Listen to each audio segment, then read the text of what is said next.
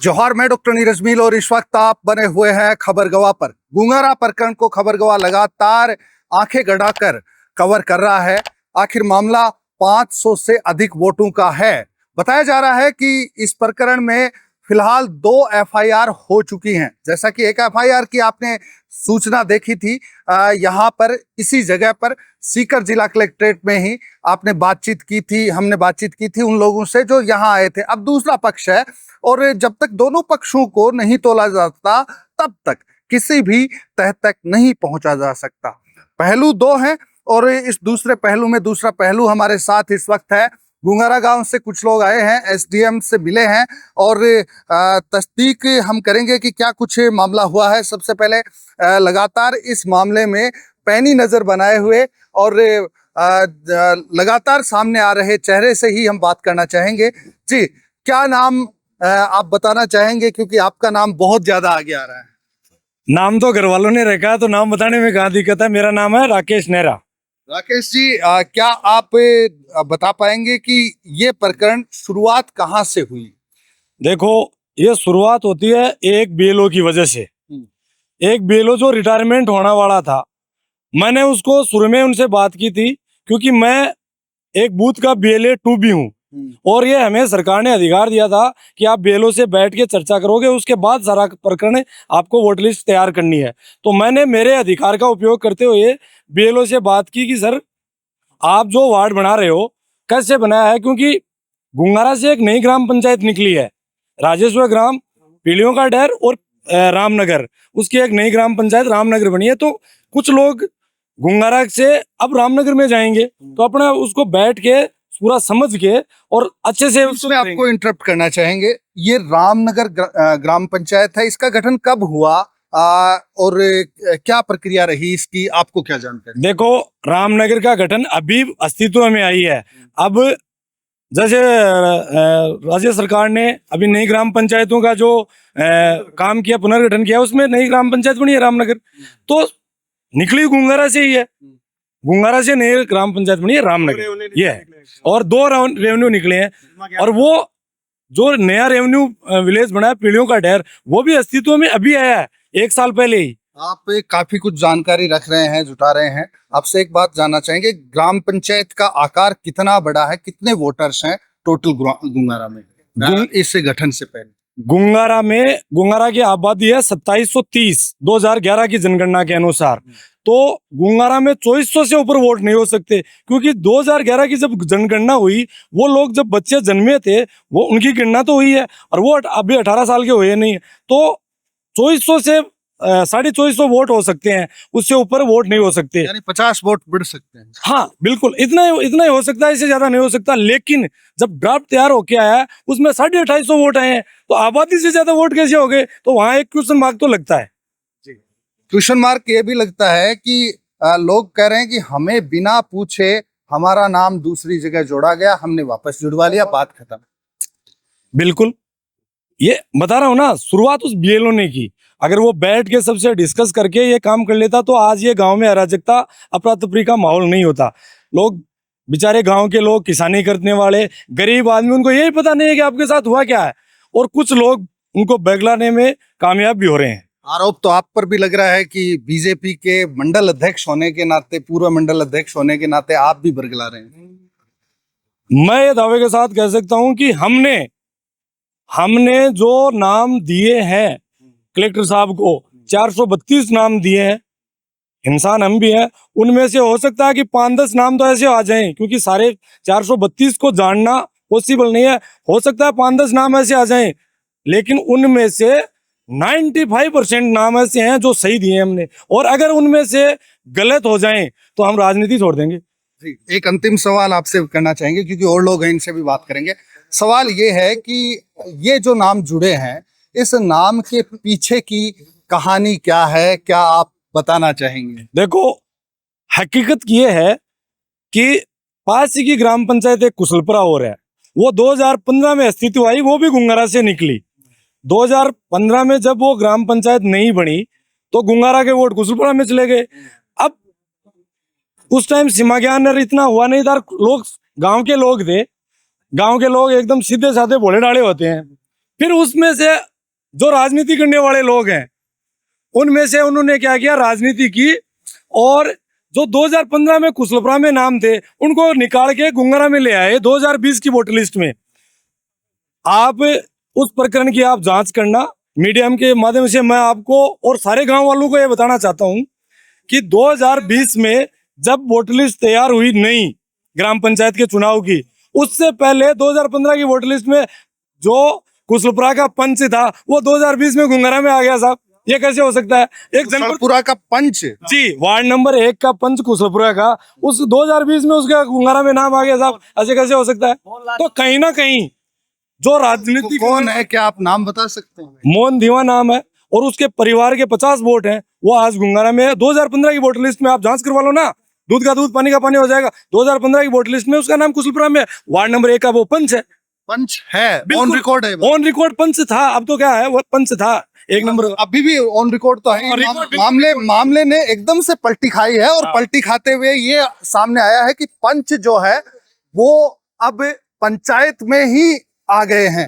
जी, क्या ये बात जो ये कह रहे हैं वो कितनी सच्ची है? क्या कुछ ये आपको सत्य जानकारी? सत्य बात है, सत्य बात है। उसका नाम मोहनलाल है और वो धीवा का है। अच्छा, ये जो स्कूल के बाहर का जो वीडियो आया उसमें जो चीजें हुई, मारपीट का मामला हुआ, एफआईआर भी हुई दोनों पक्षों की ओर से, इसमें क्या कुछ ये तो मैं उस टाइम वहीं था। ये उसने क्या कहा कि मुझसे बात कर रहा था किसी दूसरे आदमी से, बेलो से बात कर रहा था कि मेरा नाम भी बोलो इधर जोड़ देते। आप गुंगारा में, इसका तो गुंगारा में रख लिया, रामचंद्र भूरिया का था, और वो गोपी भूरिया कर रहा था कि मेरा का भी इधर रख लो। तो उसने साथ वाले आदमी ने कहा कि ये पागिल है, इससे क्या बात करते हो, पागिल है, इससे क्या बात करते हो, पागिल है, इससे क्या बात करते हो। वो पागिल का नाम लेते उग्र हो गए, उसके 2-3 थप्पड़ मार दी। अच्छा, और वो भी मारी, उसके दोनों आपस में लड़ मरे। दोनों का आपस का मामला था, आपस इतना परिवार में ही, वैसे परिवार में ही है। दोनों भूरिया आप समझो, रामचंद्र भूरिया और गोपी भूरिया दोनों काका ताऊ के हैं। रामचंद्र भूरिया का नाम गुंगारा में लिख दिया, जबकि ऑन रिकॉर्ड जब सीमा है वो पीढ़ियों का डर की है, और गोपी भूरिया का नाम पीढ़ियों का डर में रख दिया। तो इसलिए ये बात हुई। और लोगों से बात करेंगे जी। ये 500 450 जितने भी लोगों की बात हो रही है, इस बात में आपका क्या विचार है, क्या आउटलुक है? जी, जका पीलियों का डर का वोट ही गुंगारा का माए बिल्कुल गलत जोड़ा गया ही। देखो बीरबल जी खड़ा ही, आका परिवार का 30 वोट ही जगह रामनगर का वोट ही जगह ने गुंगारा का माँ जोड़ दिया। रामनगर में जाऊँ चाहूँ यार, रामनगर में जाना चाहूँ। रामनगर में जाना चाहूँ। हाँ, तो मैं भी तो गुंगारा माबूचाओ है, या कोई दिक्कत अरे तो गुंगारा में तो आया ही नहीं, दूसरा गांव का पंच भी तो लिया है गुंगारा में। गुंगारा से निकल तो गेड़ा ही, है? गुंगारा से निकल गेड़ा ही, गाँव का गुंगारा की पंच ही पंचायत से निकल गेड़ा ही।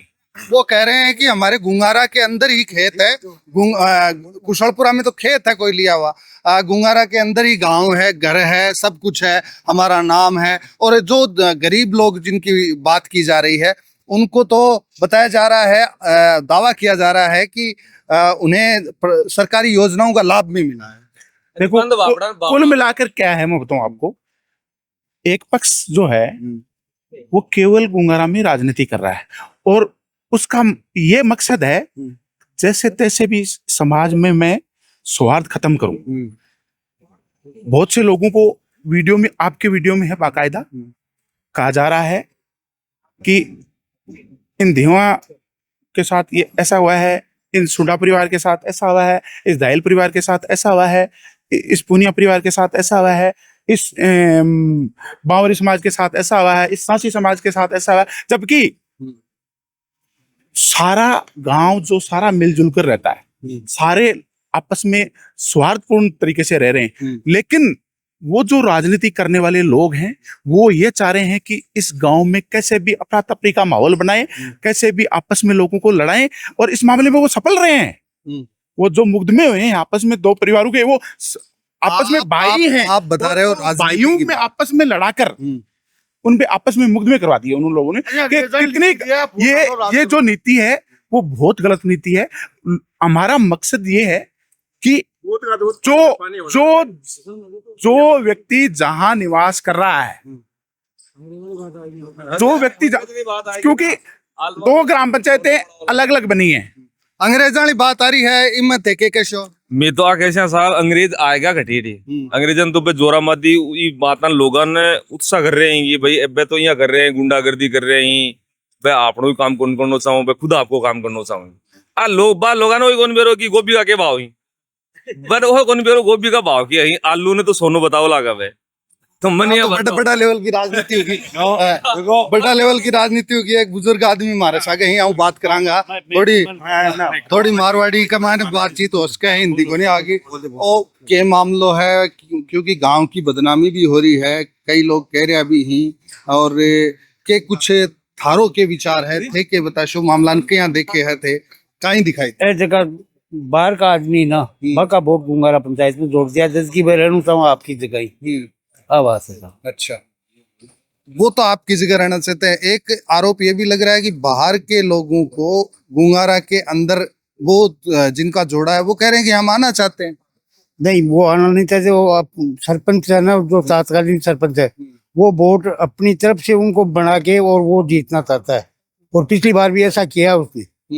कितने वोटों से जीता था सरपंच वो कोई 400 वोटों के आसपास जीते 400 वोटों से हाँ और 432 वोट इसने दूसरे वोटों में से जुड़वा दिया इसमें अब।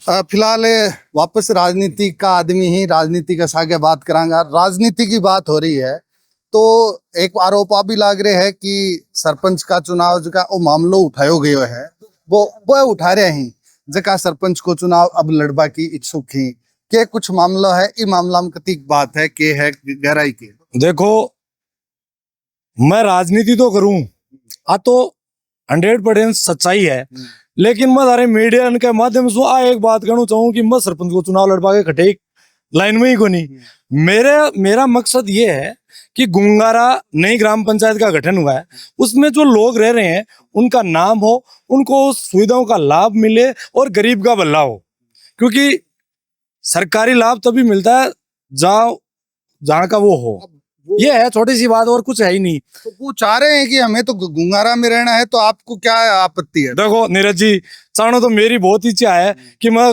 देश को प्रधानमंत्री नरेंद्र मोदी बड़े वोट दे भट्टी में मेरा वोट दूं। बिल्कुल तो आप दे सकते हो बिल्कुल दे सकते हो ये कहीं नहीं लिखा हुआ है बिल्कुल दे सकते हो SIR साफ कहती है कि आपका वोट अगर 2002 की वोटर लिस्ट में है आपके फादर्स का नाम है तो आप इपिक नंबर के साथ जाइए और जहां पे आप काम कर रहे हैं जहां पे आप वोट देना चाहते हैं एक जगह वोट दे सकते हैं ऐसा हमारी जानकारी में है ऐसा बताया जा रहा है। बिल्कुल आपकी बात बिल्कुल सही है लेकिन इसकी विस्तृत व्याख्या भी की हुई है साथ में। देखो कुछ बातें ऐसी होती है जो आम चलन में बोलबाल में हो जाती है लेकिन जहां गहराई में जाओगे ना तो आपको पता चलेगा।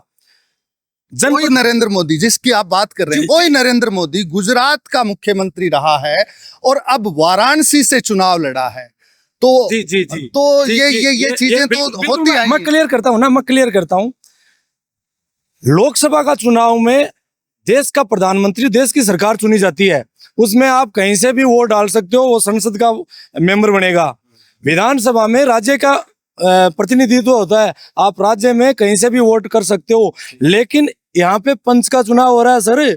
पंच का चुनाव करने के लिए पंच उसी लोगों को वोट करना पड़ेगा और वो अपना जनप्रतिनिधि वहीं के लोग चुनेंगे।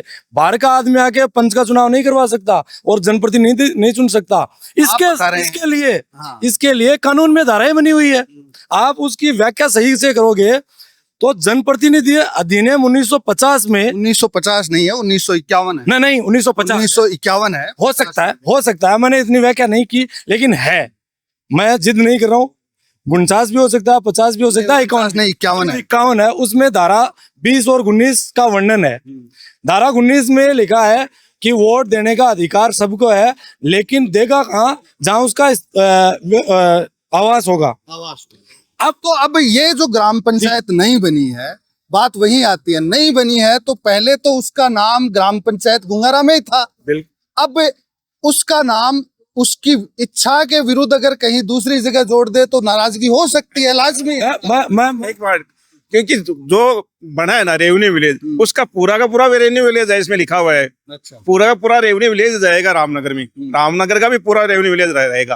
अच्छा इसमें यह नहीं है कि गुंगारा के क्षेत्र ले लें, रेवेन्यू विलेज की सीमा है, इतनी वोटों की है। रेवेन्यू विलेज हाँ, रेवेन्यू विलेज का विलेटर है। जब ये पंचायत का गठन हुआ तो सरकार की पूरी गाइडलाइन है कि आपको अगर नई ग्राम पंचायत में गठन करना, राजस्व ग्राम पूरा का पूरा जाएगा, उसका पूरा क्षेत्र पहले से नक्शा बना हुआ होता है, उस नक्शे के अकॉर्डिंग उसमें जो भी सुविधाएं हैं वो उस गांव में चली जाएंगी, उसके वोटर उस गांव में चले जाएंगे। तो ये तो पहले का बना हुआ है।